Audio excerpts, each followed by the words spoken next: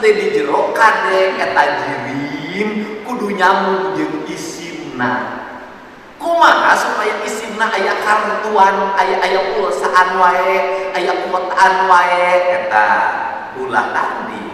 Gitu kudu dahar memeh lapar, kudu sare memeh tunduh, kudu udang memeh ya kuat nyaring, kudu wareng memeh anggeus.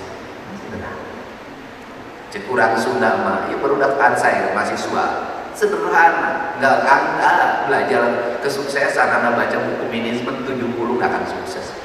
Taruhan moal paling bisa ge hafalan akademik gampang.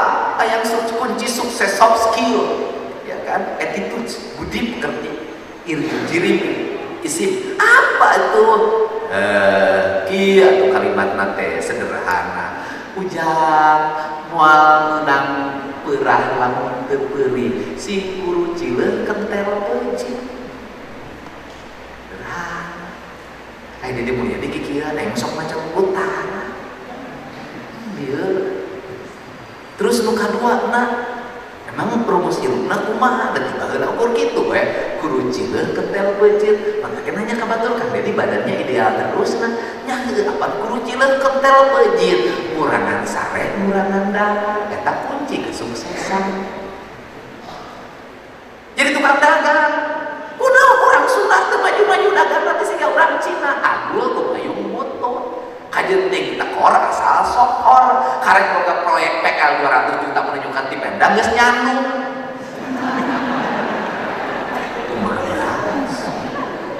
karek boga pagawean 100-200 juta geus nganyuk mobil motor geus diganti gaya. Urang Cina tingali dahar bubur sia catok ketujuh